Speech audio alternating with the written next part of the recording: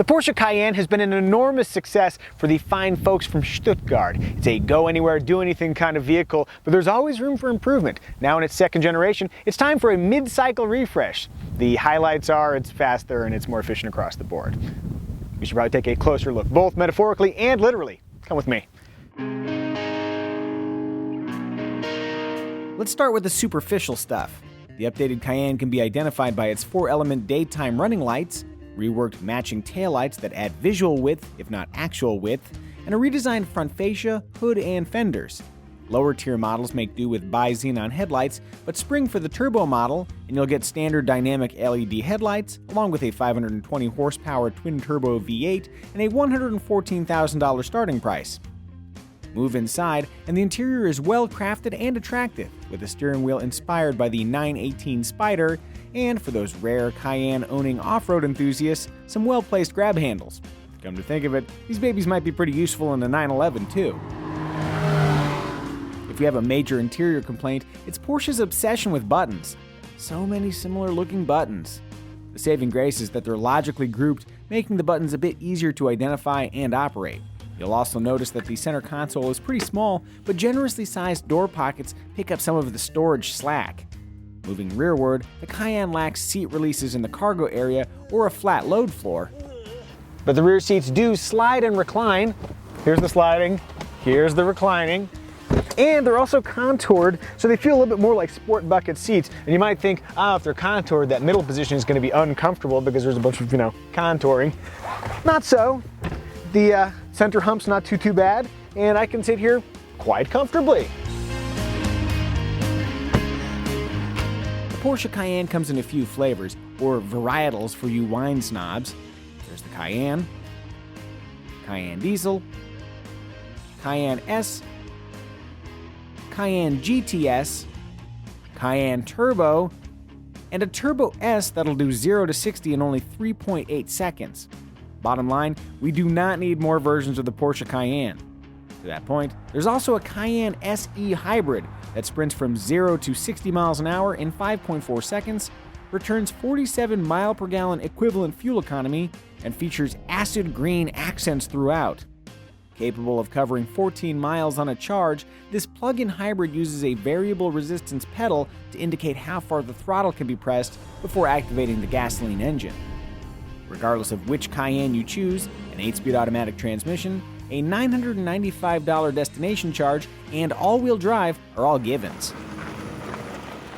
Not that anybody's going to do it, but if you wanted to take a Porsche Cayenne off-road, you absolutely could, and do so quite capably. Now, we're not pushing it to its limits. This is a dirt road that I could probably, with enough speed, take with the Honda Civic, but it does look a lot cooler driving on this in a Porsche Cayenne. Cue the drone footage.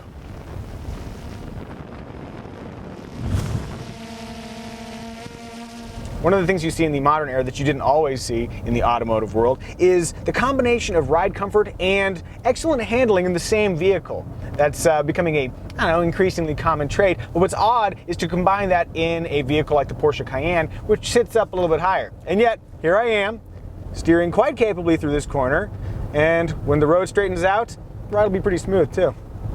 With all this Porscheness, the fact that it's a quick vehicle and it steers really nicely, you might think that it is somehow less of a grocery getter or less of a family haul, and it really isn't. Great visibility all around, a comfortable ride, it's pretty easy to put stuff in and out of. You can take it to the Whole Foods, the Home Depot, the Target, and all sorts of other places that we can't show because we don't want to be sued by those people. More power and more efficiency is a key storyline with the latest iteration of Cayenne, but also you got to remember that the brakes work really well too. Not just in the normal Cayenne, but also in the hybrid, which is stunning because good brakes in a hybrid are like me on a dance floor. Doesn't happen. Speaking of the hybrid, it's not just the brakes that feel normal, everything feels normal. It has an 8-speed automatic transmission, moves up through the gears. You don't feel that transition when it goes from electric to electric and gas propulsion. It just feels like driving a normal SUV, except it's really, really quick and it's pretty efficient.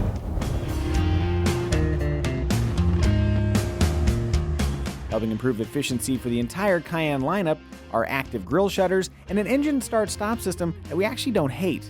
Leave the system active, and it smartly shuts off the engine as you roll to a stop, then swiftly brings the engine back to life as you remove your foot from the brake pedal. In familiar German fashion, there are plenty of ways to direct the Cayenne's already elevated purchase price even higher.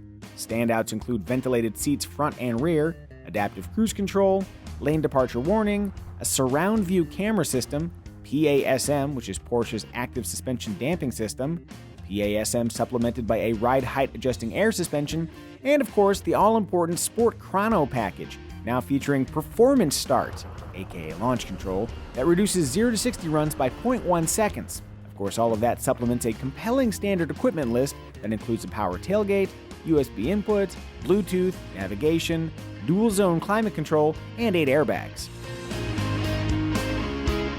For Cayenne alternatives, look to the BMW X5 and Mercedes-Benz M-Class, each offering comparable features for less money. Or for true off-road adventurers, there's the sexy and capable Range Rover Sport. That said, where premium vehicles are concerned, charm often trumps reason, and the Porsche Cayenne has plenty of charm. Incremental improvements aren't nearly as exciting as sweeping change, but sometimes you don't need sweeping change. Sometimes all you have to do is get ever finer sandpaper and keep smoothing out those little rough edges. It's kind of the same deal with the Porsche Cayenne. Porsche already had a winner on its hands, but if you get out that sandpaper and smooth out those little rough edges, you come away with something that's even more winning.